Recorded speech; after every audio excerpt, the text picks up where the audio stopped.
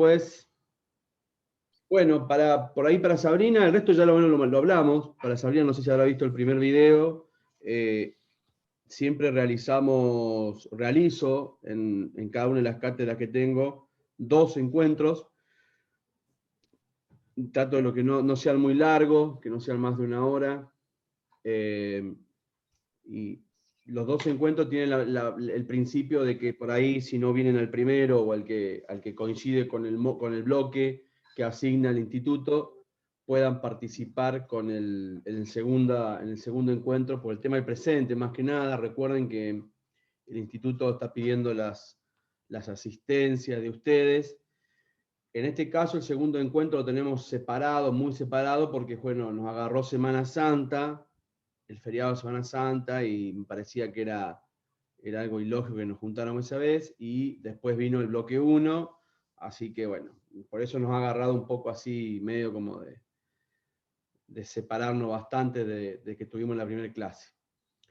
Bien, ¿qué tal, Sofía? ¿Cómo le va? Hola, profe. ¿Cómo anda usted? ¿Bien? Bien, profe, ¿qué tal? ¿Todo? Buenísimo, le voy a poner presente también, Sofía, porque el otro encuentro no estuvo. Ahí está. ¿Te coincidía Así. una clase, te coincidía con una clase, Sofía, no? No, no, profe. Ah, bueno, porque por ahí coinciden a veces con otra clase, no sé, se han juntado unos horarios. Sí, no, profe. No, no sé qué me pasó la vez pasada. Creo que se me mezclaron todos. En realidad, a mí en mi agenda tengo un lío total. Así Bueno, que pido perdón. no, por favor. Igual tienen el presente porque yo, como al tener los 2 encuentros, tienen esa posibilidad. Recuerden, el encuentro que corresponde con el bloque, que es, por ejemplo, el sábado que viene, que es el segundo módulo, o el segundo encuentro, ese es como hay que estar, como una cuestión medio como de presencialidad, no sé si obligatorio, pero tienen que estar, digamos, en algún sentido. Si no llegan a estar, avisen, entonces traten de estar al siguiente, que vendría a ser el que nosotros hacemos como segundo, ¿no? El segundo encuentro virtual. Bien, rápido, digo rápido, igual ya he comenzado la lectura, por ahí sé que hay gente que está recursando, así que hay gente que ya lo maneja esto y sabe de qué estamos viendo. En este espacio, que es un espacio de definición institucional, que se ha planteado para el profesorado de historia, que es introducción a la historia, la idea es poder resolver algunas cuestiones que tienen que ver con 3 principios básicos, lo decimos la vez pasada, que es uno es la lectura, ¿no? Es decir, todo profesor de historia tiene que dar un inicio en el marco de leer textos académicos e historiográficos. Y como segundo punto, que también está muy asociado a la carrera que ustedes están haciendo, en poder dar respuesta pronta, digamos, o poder dar cuenta de qué es la historia, para qué sirve la historia, ¿no? Eso que por ahí también lo han visto en historiografía o en teoría de la historia, y que no debería ser tan repetitivo en este espacio. Y sí a llegarse con la lectura de diferentes textos producidos a través de diferentes interpretaciones, como es la historia argentina tradicional, la historia marxista o la microhistoria, ¿no? Es decir, eso que les permite a ustedes poder redefinir en este espacio definido por la institución, ¿no? El espacio EDI, como una herramienta más para la formación del profesorado. Así que, bueno, nada, yo les dejé ahí en la plataforma a modo de que vayan pudiendo leer el texto de Marc Bloch, que es Introducción a la Historia, ¿no? Donde Marc Bloch habla sobre lo que implica qué es la historia, los hombres y el tiempo, ¿no? Sus ideas realmente son muy interesantes, como un historiador científico, ¿no? Uno de los que va a formar la escuela Anales, donde aparece la historia social. Es muy interesante poder ver que él lo interpreta y nos lo dice de una manera. Igual vamos a ver hoy algunas definiciones también que tenemos preparadas. Y el segundo texto que les dejé en la plataforma, el texto de Edgar Cart, que es un texto muy, digamos, pragmático, ¿no? Definir qué es la historia en base a lo que él busca, ¿no? Como interpretación, pero entendiendo que este autor, que es un autor inglés, que viene, digamos, de una corriente, por decirlo así, del marxismo, o sea, arranca en el positivismo, después se pasa al marxismo, ¿no? Es un señor que, bueno, que ha estudiado la historia internacional, ¿no? Y bueno, cuando define, digamos, qué es la historia, le busca dar una cuestión que tiene que ver con, con el tema de las relaciones que existen en la historia, en la historiografía, ¿no? Es un hombre que, más allá de que hizo un libro que se llama ¿Qué es la historia?, que es un reconto interesante, allá por el año 60, ¿no? Justo cuando la Escuela de Anales también estaba sucediendo, es muy interesante porque es un hombre que viene a describir la historia, ¿no? Historias interesantes, ¿no? La historia de la Unión Soviética, después de la Revolución, escribe la crisis de los años 20, es decir, alguien que tiene una mirada muy crítica, entonces es muy interesante leerlo de Edgar Carr, y eso también es algo que ustedes tienen que ir haciendo como futuros profesores de historia, como formadores, que siempre ir conociendo los textos que toman, los textos que ustedes van a leer, ir resolviendo quién lo escribió y el contexto, ¿no? Es decir, eso es muy importante que lo vayan haciendo, que lo vayan desarrollando, porque conforma parte de lo que es la lectura también, ¿no? No solamente lo que tiene el texto académico, sino también la lectura. Entonces, cuando lean un libro, porque, por ejemplo, como los que van a leer en este espacio, que es el de Barba, que es el de Gisburg, y el de Ariel de la Fuente, también puedan saber quiénes son esas personas. Si bien yo les voy a dejar reseñas para que ustedes les demuestre el contexto de cómo se escribió el libro, por qué se escribió, cuál fue el motivo, ¿no? Es decir, si es que existieron realmente motivos que se pueden determinar para escribir un libro, siempre los hay, pero en el caso de la historia están asociados a algún tipo de investigación. Bueno, sepan también que tienen que conocer quiénes son las personas que los escriben. Les voy a dejar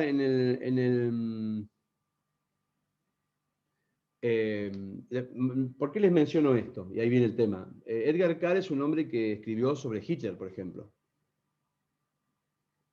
Es de esa época y escribió sobre justamente la lucha, no mi lucha de Hitler, sino escribió sobre la lucha del pueblo alemán, donde llega un gobierno como Hitler, pero siempre dando aviso de los peligros que podían traer los totalitarismos. Hoy, fíjense lo que estoy hablando, ¿no? Hoy Edgar Carr ha sido retomado por historiadores que están trabajando el tema de los populismos, la fase superior del populismo le llaman, y quiera sea o no, es una crítica a los sistemas de gobierno de los pueblos latinoamericanos, como, según los historiadores, están trabajándolo para el desarrollo de ver qué problemática puede traer esa fase superior de los populismos en América Latina. Vamos a ver a qué conclusión llegan. Así que, pero bueno, si han tomado a Edgar Carr es porque tiene que ver con una construcción importante, ya que es un hombre que estudió bastante de la historia de Europa y la historia también de Oriente Próximo, ¿no? Así que bueno, eso. Y después en el campo les dejé también, no sé si lo pudieron ver en el foro, para participar, les dejé para qué sirve la historia, que es una presentación que se dio en estas famosas charlas TEX ya hace algunos años por parte de Felipe Piña, que intenta explicar qué es la historia, ¿no? Por lo menos para darle un poquito más de cuestión, no sé si lo escuchan a Felipe Piña, si lo han leído, tiene también una visión él también da una visión de qué es la historia y qué significa. Así que no mucho más para lo que es la unidad 1. Sí, no sé si alguien ha leído, si tienen preguntas, si le ha costado la lectura, ¿sí? Si han comenzado. Bueno, por ahí hay estudiantes que ya lo han hecho, entonces esto ya lo manejan de taquito, ¿no? Algunos están recursando, entonces, bueno, eso no debiera serles un problema. pero digo, para los que han ingresado este año, saber si han tenido un problema con la lectura o algo que no hayan podido trabajar, que no hayan podido entender. Está bueno que, bueno, en este espacio se pueda preguntar, ¿no? ¿Qué más? ¿Qué más? ¿Qué más? Bien, sí les voy a, bueno, les decía, con respecto a los textos, me parece que por ahí el que se puede agregar como aparte de, bueno, yo le dejé blog, le dejé, el de Brudel no se los voy a dejar porque lo van a ver, que es re interesante el texto de Brudel, de Fernand Brudel, lo vamos a dejar de lado este año y vamos a ver por ahí si les dejo el de Massimotti, que trabaja sobre el oficio del historiador y la historia política, ¿no? Que es bastante interesante. Para los que comienzan este ciclo, les voy a dejar un cuadro, voy a anotar acá, que espero que los pueda guiar, simplemente guiar. Ahora se los muestro y se los subo para que lo puedan seguir. Simplemente, esto va a ser simplemente como un material de aporte para ustedes, con la intención de que puedan identificar lo que son las escuelas como una primera aproximación. Después en historiografía esto se ve mucho más a fondo, pero como una pequeña, digamos, como un pequeño panorama, un pequeño pantallazo, cuáles son, digamos, las primeras o las principales corrientes historiográficas a nivel mundial, y que tiene que ver con esto, ¿no? Específicamente con las, ¿cómo les podría decir? Con el análisis de cómo se escribe y para qué se escribe, ¿no? En un sentido bastante práctico de poder interpretar qué tipo de corrientes son. Si bien están ordenadas más o menos por lo que es un perfil, claramente son las más importantes. El positivismo en realidad viene de la escuela alemana, la escuela científica alemana. Los alemanes son los primeros que van a empezar a trabajar la historia como una ciencia, con el método científico, ¿no? Y después del surgimiento de la escuela alemana se forma, digamos, lo que ellos van a llamar el positivismo, porque es esencial y básico para, como método, ¿no? Para, ¿cómo les podría decir? Digamos, defender modelos, hablan mucho del progreso, y ahí aparecen diferentes interpretaciones como la de Comte, la de Saint-Simon, la de Van Ranke, ¿no? Entonces, claramente, este tipo de corriente historiográfica que se utiliza mucho, en Argentina va a llegar de la mano de Mitre, por ejemplo, ¿no? En escribir historia como uno de los principales a la Argentina referentes, ¿no? Pero simplemente es para un pantallazo, para que ustedes puedan tener, digamos, un tipo de conocimiento cuando hablamos de corrientes de historiografía. Acá aparece como escuela de interpretación, pero digamos, en realidad es la historiografía.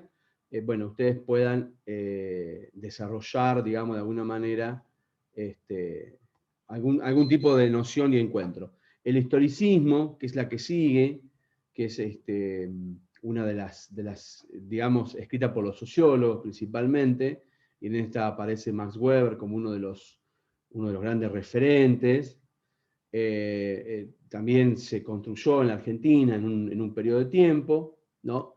Y es el que, bueno, obviamente trabaja también más que nada como si fuera el positivismo, pero aportando críticas, ¿no? De la sociedad, pero no lo suficientemente, digamos, definida como para transformarse en una historia social. Y después la marxista, que es la que agrega el famoso materialismo, ¿no? Trata de explicar todas las cosas como el materialismo, trata de explicar todas las cosas como una cuestión económica, y que en muchos casos es un buen análisis y es una muy buena escuela.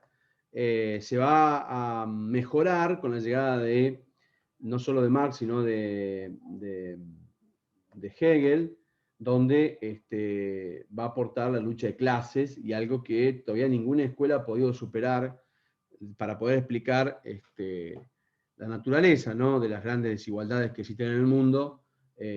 Digamos, la mejor es claramente la escuela marxista. Y después sí la escuela de Anales, que es la que más trabajo nos da, la que mayor historiadores latinoamericanos reproduce, que es la historia social, donde aparece un gran análisis de un conjunto de cosas que ayudan a entender los acontecimientos y a entender cómo, utilizando datos de otras ciencias como la filosofía, la sociología, las científicas, es decir, la geología, un montón. Todas ingresan para dar un nuevo enfoque en esta escuela que va a partir de Blatch y de Lucian Febvre, pero también con el aporte de Braudel, que tiene varias etapas, pero no lo vamos a ver ahora porque eso lo van a analizar seguramente ustedes cuando tengan teoría de la historia, que es justamente parte de ese espacio, ¿no? Simplemente esto como para un panorama, ¿no? Para un panorama que ustedes puedan tener de qué son las corrientes historiográficas, de qué estamos trabajando cuando hablamos de eso. ¿Bien? ¿Hasta ahí dudas, preguntas? Bien. Excelente. Bueno, salvo Sofía que la veo, el resto no sé si está o no está, así que, bueno, yo lo grabo igual. Acá está. Sí, Sí. por eso, no sé si el resto me está escuchando o no, pero bueno, aparentemente sí están. Bien.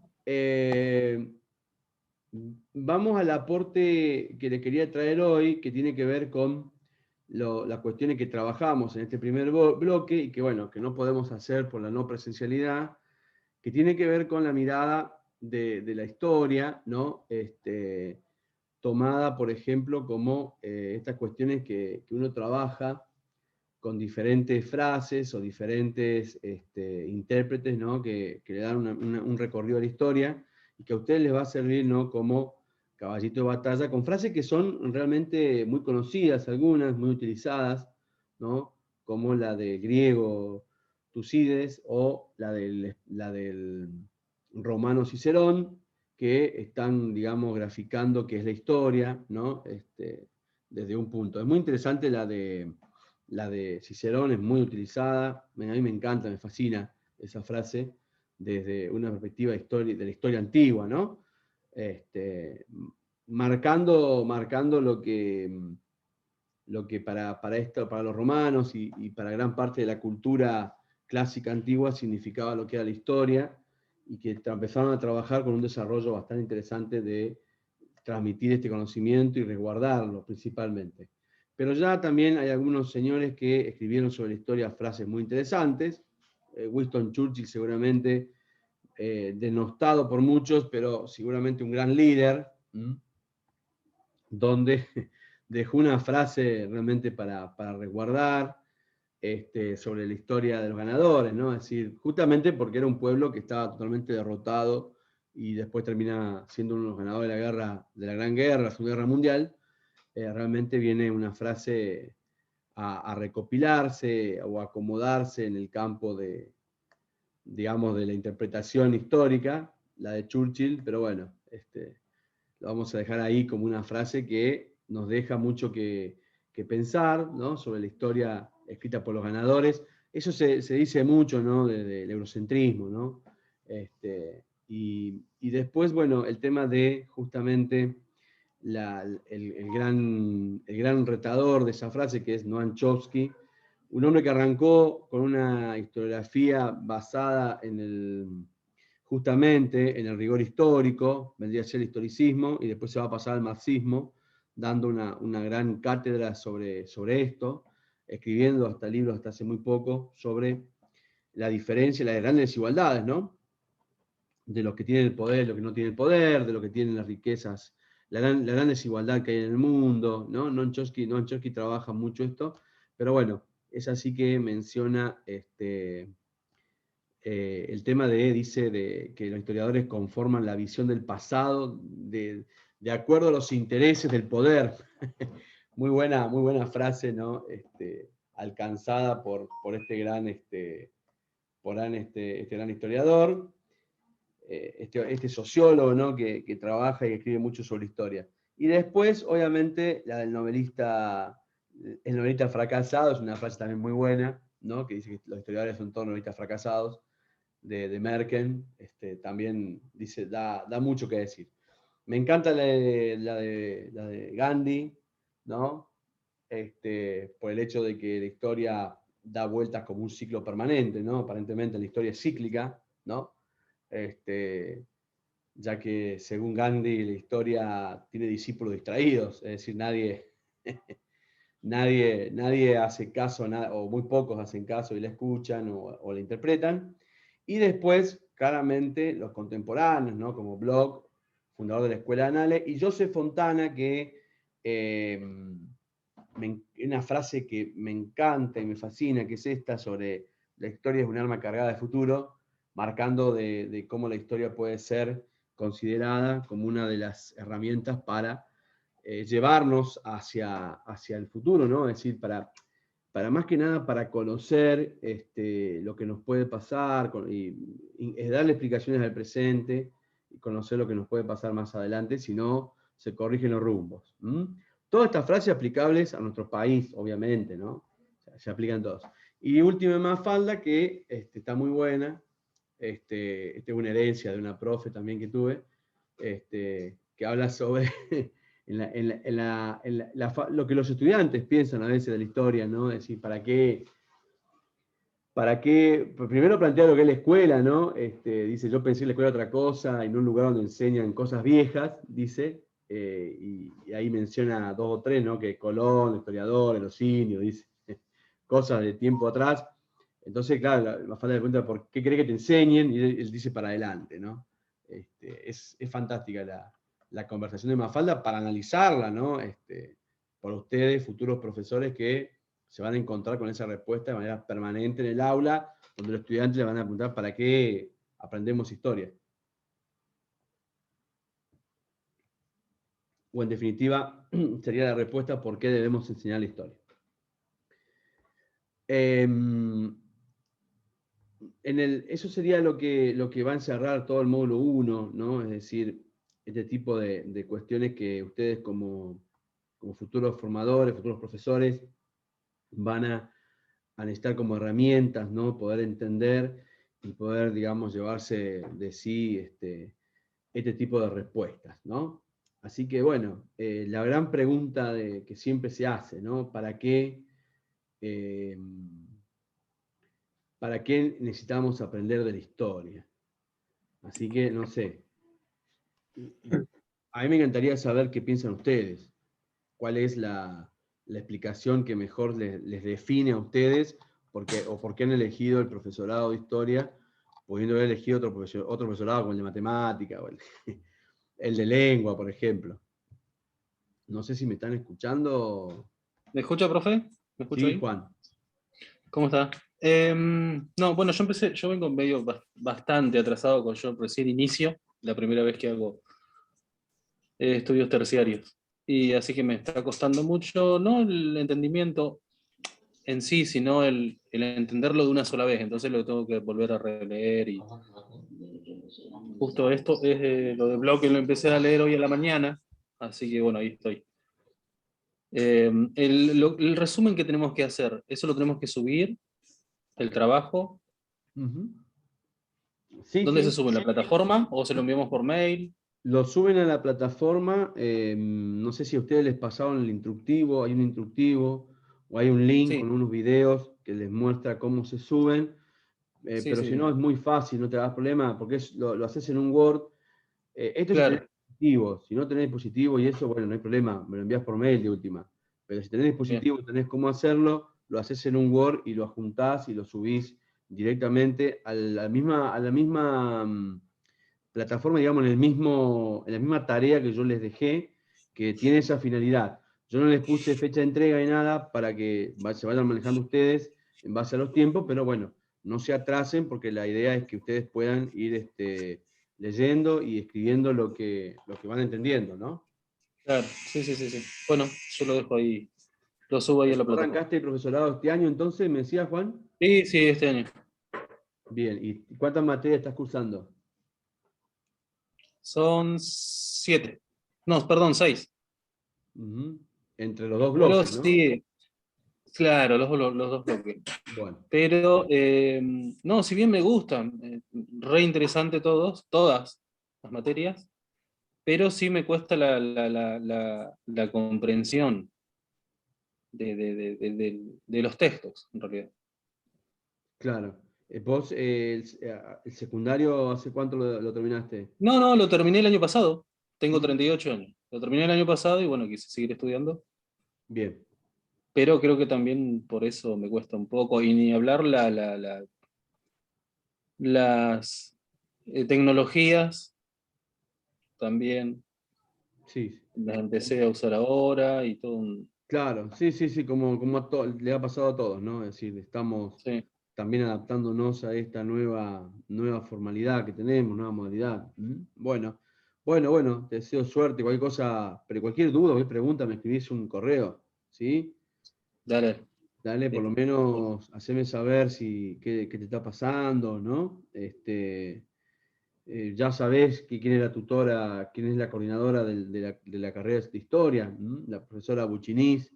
Así que cualquier Sí, cosa que vos te encuentres con alguna situación problemática, le escribís a ella o a los profes de las diferentes materias, ¿dale?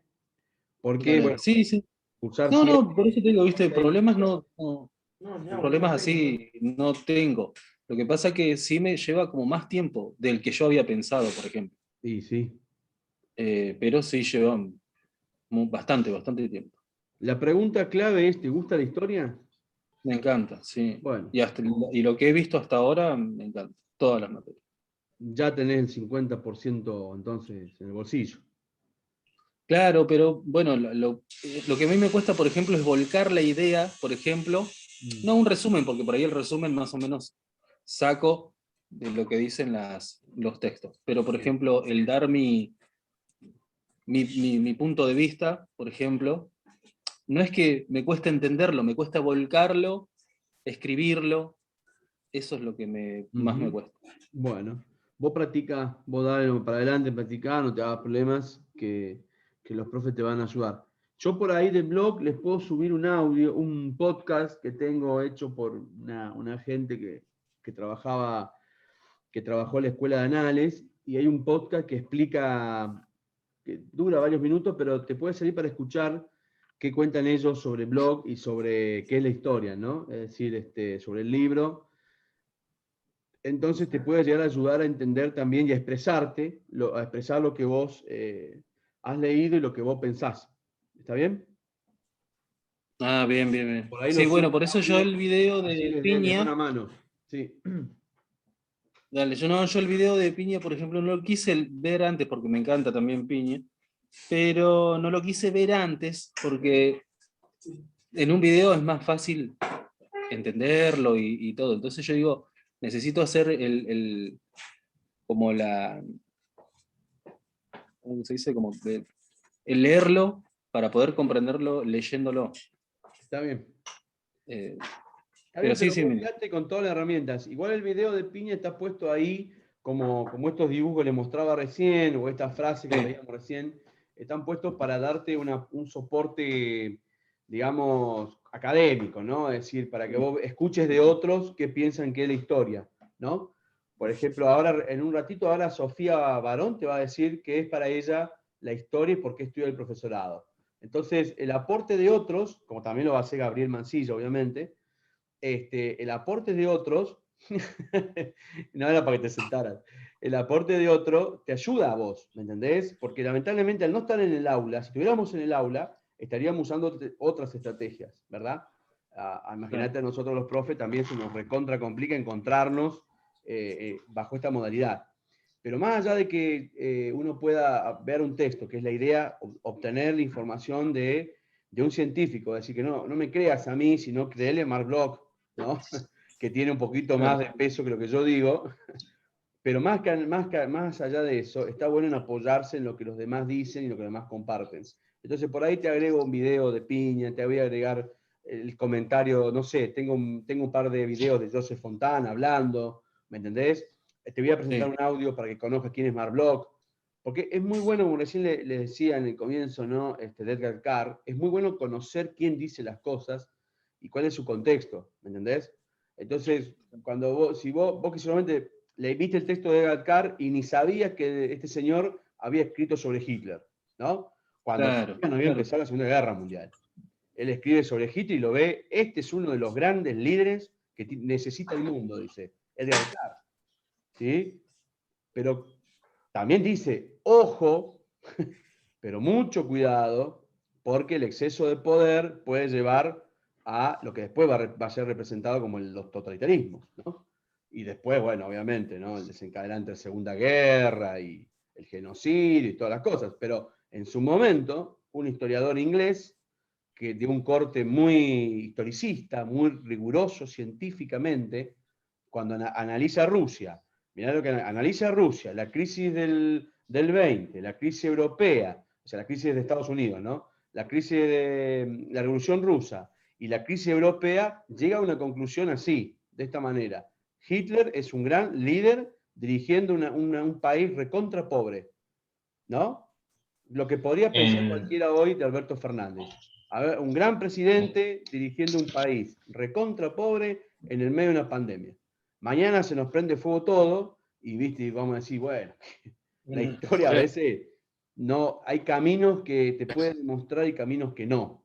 Si alguien hubiera sabido que Adolf Hitler iba a hacer todo lo que iba a hacer, ¿viste? Yo creo y estoy convencido que los alemanes no lo votan. Por lo menos no hubiera llegado más allá de ser un militar, ¿no? Es decir, no creo que hubiera sido el presidente y con todo, el primer ministro, perdón, y con todos los poderes. Alguien se hubiera imaginado que hubiera pasado todo lo que pasó después. Pero bueno. Por eso te digo, Juan, apoyate en lo que los demás dicen y cualquier duda siempre escribís y preguntás. Bien.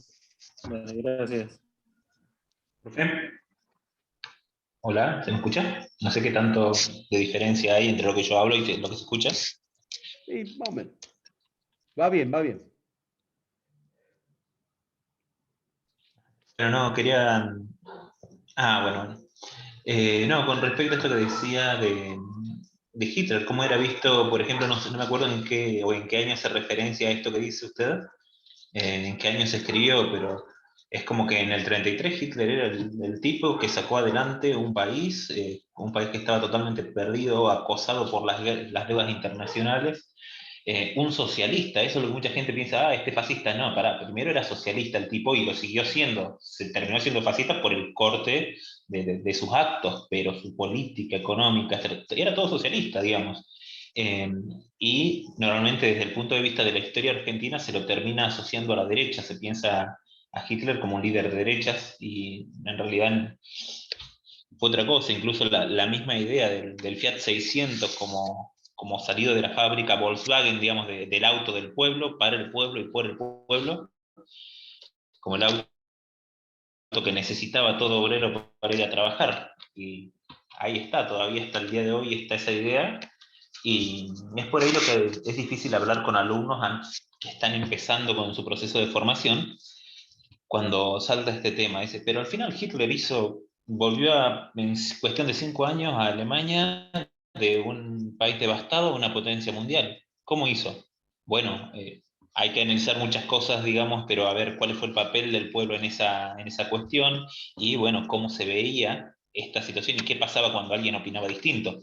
No era como que lo censuraba, digamos, la noche de los cuchillos largos no fue una invitación a silenciarse simplemente. Así que bueno, que es una realidad compleja y depende de cómo uno lo vea, la parte de dictador, hasta qué punto el pueblo estuvo de acuerdo en cierto momento con muchos dictadores, porque simplemente quería salir de un momento de crisis, después de la caída, por ejemplo, de la República de Weimar en su momento. Sí, siempre el pueblo es partícipe necesario de todos los golpes y las dictaduras, digamos. Me parece, un poco. Hitler no fue directamente ni un golpe ni una dictadura, ¿no? Al principio, él entra democráticamente y con apoyo popular muy fuerte, Y a la gente que mató en la noche de los cuchillos largos, si bien era toda la oposición, era una oposición que había llevado en su intento democrático a una crisis económica muy grande, que en realidad no era tan culpa de ningún gobierno, sino de las consecuencias de la Primera Guerra. Pero es como el pueblo quiere una solución, al pueblo no le importa mucho en ese momento más que no tengo para comer, necesito salir adelante, y él les dio una solución y los llevó a tener gente ciega siguiéndolo, Yo creo que abrió que, los ojos muy tarde. disculpa Gabriel, yo creo que las Sí, sí. razones del triunfo, por ejemplo, de Hitler, fueron más que nada lo propagandístico. Si bien Hitler pudo haber sido un gran líder, estratega geopolíticamente, es muy importante también entender la victoria de Hitler y su ascenso al poder a través del propagandismo. Es decir, Alemania sale desde la Primera Guerra destrozado. Digamos, las tierras de Lorena y Exalcia, me parece que era, termina siendo de Francia. Alsacia. Alemania entra en una deuda tremenda. ¿Y qué pasa? Ujú. ¿Qué nace en Alemania? Nace el sentimiento, digamos, de nacionalismo y odio contra quienes son los dueños del capital alemán, digamos. Entonces es muy importante también el factor de nacionalismo, aparte de, digamos, de la política socialista de Hitler, o como se lo quiera plantear a Hitler. Es muy importante también plantear que digamos, las razones del ascenso del poder a Hitler fue también dirigido por el odio del alemán hacia el francés, el odio del alemán hacia el británico. Digamos, Hitler encarnó lo que el ciudadano alemán quería escuchar. Esa es mi Claro, opinión. claro, capitalizó todo lo que había, digamos, a la vuelta, y de eso creó un seguidor fanático. Es el gran problema del seguidor fanático, que no escucha ni critica a su propio partido y solamente tiene oídos para reproducir, que básicamente esa fue la estructura de la mayoría de los fascismos, de las terceras posiciones, por así La decirlo, no tercera sé. posición, exacto. Bueno, todo eso que habla Gabriel, Sofía y Matías, esto es para Daniel, para Juan, para Sabrina, eso hay que sustentarlo con el rigor científico, siempre. Que no sea una opinión personal. ¿Sí? Cuando yo te digo, Edgar Carr escribe esto, y justamente me preguntabas el año, 1932, mirá cuando lo Claro. escribe, también vale la pena decir que él mismo escribe en su libro, menciona lo que justamente, por eso te digo, es un libro recontra, ¿cómo te podría decir? Complejo, pero lo escribió porque justamente es un historiador, es un investigador que venía a describir un montón de cosas como la crisis de los años 20, como la Revolución Rusa, ¿no? Con su mirada, él es un británico, ¿no? Es decir, los británicos tienen una mirada bastante interesante sobre algunas cosas, y por eso te digo, y cuando, más allá de que su consagración está en un libro que es fantástico, que se llama ¿Qué es la historia? Él escribe también eso, ¿no? La lucha, el poder de la lucha, algo así se llama, que es un libro que, claro, anda a buscarlo y está desaparecido, ¿no? Es imposible, digamos, está, aparece y se encuentra, pero bueno, estamos hablando de una persona que en ese momento vio eso, pero también, ojo que podía, digamos, como que dio el aviso de que todas estas posiciones que se estaban, estas ideologías estaban tomando posiciones y que podían llegar a transformarse en algo superior, que después se va a terminar pasando con lo que van a ser los totalitarismos, ¿no? Claramente. Por eso quería comentarles esto, porque es un autor retomado hoy en la actualidad por aquellos que estudian e investigan el populismo, ¿no? Sí. Un hecho que se ha dado exclusivamente en Latinoamérica, ¿no? O sea, todavía no aparecería ningún país europeo que te permite estudiar el populismo, salvo caso sueco, que obviamente no se han metido todavía a investigar, porque es un país nórdico y rompe el esquema, ¿no? De los países nórdicos, pero Suecia aparece también ahí con una cuestión parecida de un país muy socialista y después volcándose a ideas más, por decirlo de una manera, de libertad de mercado y más de centro derecha. Pero hoy en América Latina ustedes lo ven a eso, con los triunfos en las elecciones bueno, El Salvador es una isla chiquitita, El Salvador, pero ya Salvador comenzó a dar un indicio, Centroamérica, todos los países centroamericanos sufrieron los embates de las corrientes políticas de un lado para el otro, pero también se ve en Ecuador, por ejemplo, ¿no? Con un aplastante triunfo de un partido que es sostenido por la derecha. A veces hay gente que, digamos, vamos a decirlo así, hay hoy sociólogos que están sosteniendo que los partidos políticos han muerto, entonces el agrupamiento de las ideas está basado en intereses exclusivamente, ¿no? En empresarios, dicen algunos, otros dicen bueno, en populistas, en gestores, ojalá tuviéramos un gestor, que es lo que nosotros necesitamos. Nosotros necesitamos como países, porque el problema de tener líderes nos dio resultado en algún momento, ¿no? De la historia. Y eso también está sostenido bibliográficamente, ¿no? Es decir, hay varios historiadores, como por ejemplo Romero, como por ejemplo Alperín Dongui, Félix Luna, que no es un historiador, pero que es realmente una persona que escribe muy bien de historia, que sostienen que hubo personas que tuvieron el poder y fueron grandes líderes, entre ellos, por ejemplo, Roca, Perón, ¿no es cierto? Es decir, en su momento, y que pudieron tomar decisiones realmente claves, ¿no? En la historia argentina. Hoy lo que nos pasa es eso, no tenemos un líder, pero hoy no serían líderes, porque si no seguimos buscando los mesías, ¿no? Es decir, ¿quién nos va a venir? ¿Quién nos va a salvar? Lo que está buscando hoy, que países como por ejemplo, que le está pasando al caso de Brasil, por no escuchar a sus intelectuales, está sufriendo mucho, gestores, personas que gestionen, que gestionen dentro de la pobreza, ¿no? Se podría decir de una manera u otra. Pero bueno, es una mirada muy interesante, y eso ahí donde va aplicado, ¿no? Lo que es cierto, hay cosas que es complicadas llevar al aula, pero no se crean porque los chicos tienen una construcción muy...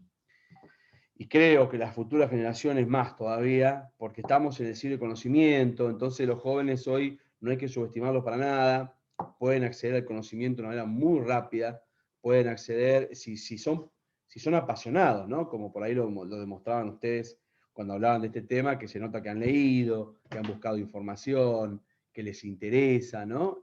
Bueno, ahí vamos de la mano. Por eso le decía a Juan, si te gusta la historia, tenés gran parte de la carrera encaminada en un muy buen sentido, porque te tiene que gustar la historia. Y está bueno que siempre nazca como una curiosidad, como una cuestión de averiguar más, de aprender más. Siempre le digo lo mismo a los estudiantes, por ahí Sofía, Gabriel lo saben. Es decir, la carrera del profesorado de historia comienza el primer día que te parás en un aula.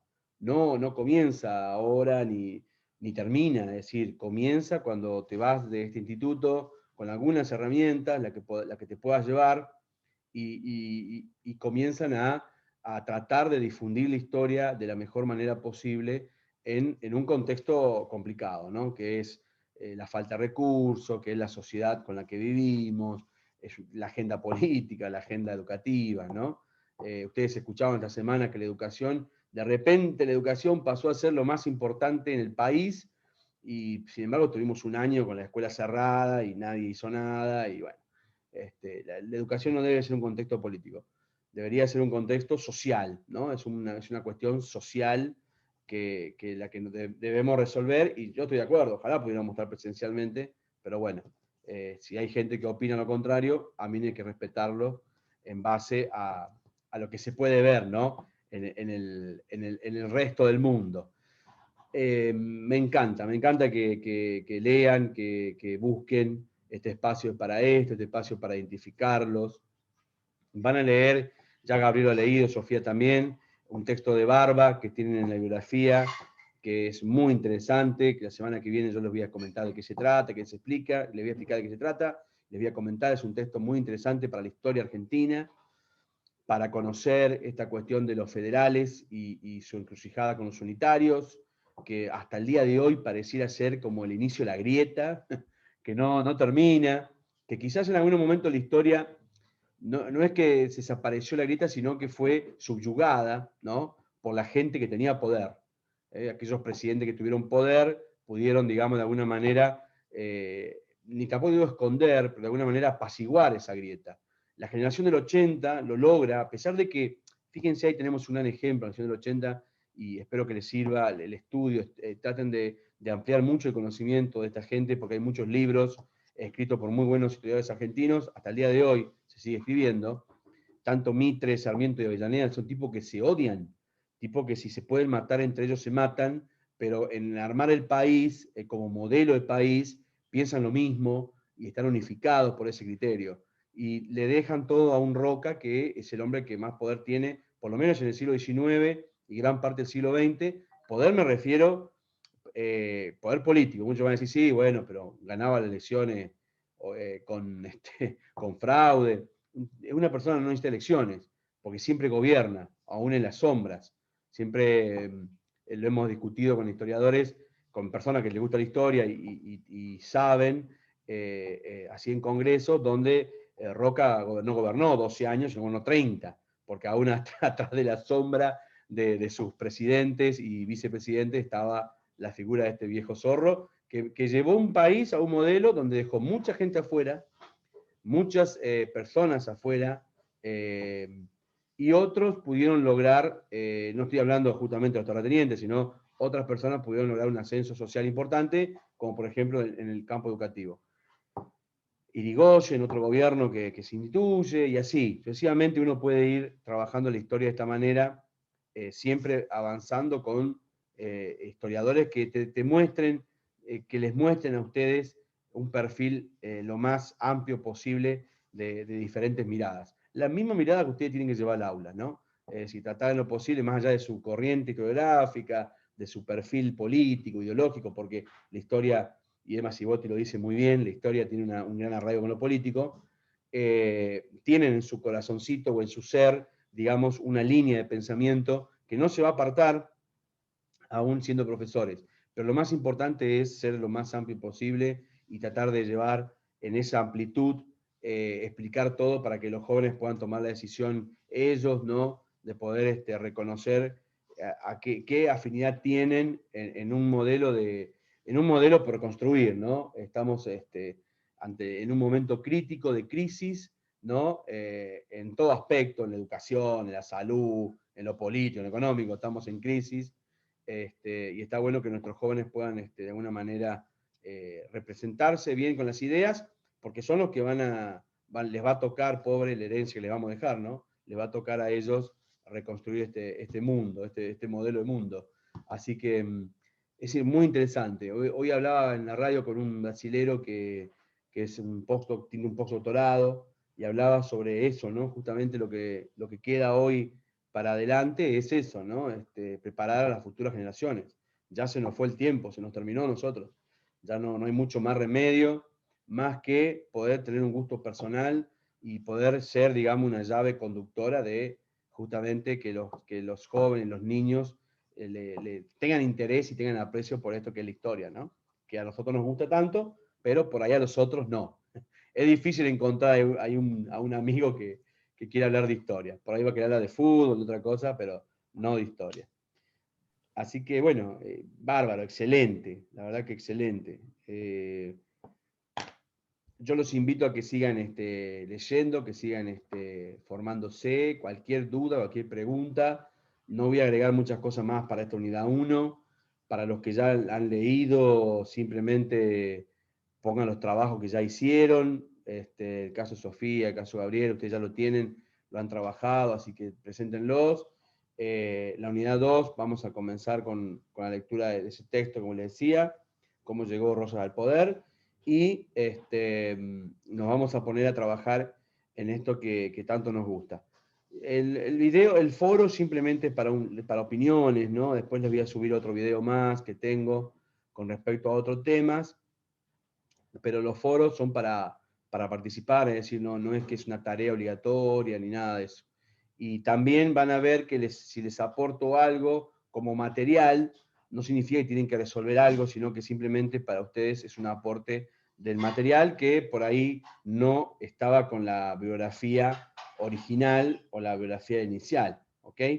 Y si a alguien le interesa algo más, también me puede preguntar, porque, por decirlo de una manera, también tengo, para que ustedes vean, en el caso, ¿no? de las corrientes historiográficas, después lo vamos a ver, las corrientes historiográficas argentinas, también tengo un material hecho por una historiadora como es Guerra, tengo materiales sobre diferentes puntos, que no puedo agregárselos todos en el bloque, porque si no se va a hacer mucho, pero si a alguien le interesa y a alguien le gusta, me pregunta, me pide y se lo paso. ¿Mm?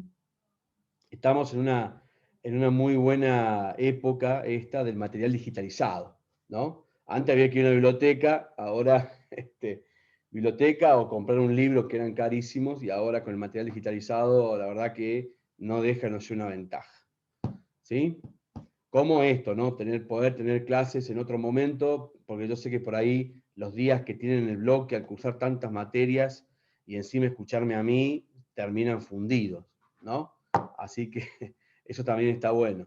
Aprovechen este espacio, aprovechen que tenemos este momento y esta oportunidad, a pesar de la pandemia, de poder cursar y poder seguir adelante. ¿Mm? ¿Dudas? Profesor, una consulta. Sí. Sí. Nada, con respecto al final, ¿tengo que preparar un tema o va en base a un trabajo de estos de, por ejemplo, de rosas o del queso y los gusanos? ¿Cómo es? Buena pregunta. Ya está pensando en el final, Sofía. Recién Sí, así terminamos. me armo bien los resúmenes y no me pasa lo que me pasa siempre. Recién terminamos el módulo 1 y Sofía está pensando en los finales. Bueno, sí, el final es tomar un texto y también poder dar cuenta de lo que vimos en este espacio, que es el tema de la historia. Entonces, si vos te parás en un espacio como este, que está definido por institución, te parás en un final, lo primero que te voy a preguntar, ¿qué es la historia? Salvo que vos me lo digas. Entonces, si vos me decís, profe, voy a arrancar el final definiéndole qué es la historia, listo, no te pregunto más nada. ¿Entendés? O sea, te voy a preguntar.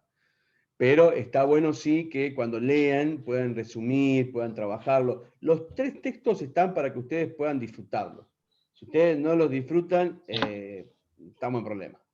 Entonces, el año pasado, yo sé que a los que más el texto de Barba es un texto crudo, pero es un texto historiográfico, un texto de historia, ¿no? El que más gusta por ahí, que tiene esa cuestión como novelesca, pero es una historia totalmente verídica y comprobada, es el texto de Ginsburg, ¿no? Pero a mucha gente le gusta, ¿no? Porque es una novela, parece como si fuera un cuento, como lo relata Ginsburg, ¿no? En italiano, pero es una historia totalmente real y verídica, imposible de imaginar para nosotros en este contexto, ¿no? Si lo hubiéramos leído en el siglo XX, perdón, en el siglo XIX, por ahí hubiéramos creído más. Hoy en el siglo XXI, que a un tipo lo mandan a la muerte por saber leer y escribir, ¿viste? Te parece medio raro. Uy, no quiero spoilear más, perdón. Yo sigo Así amando a los otros y odiando ese.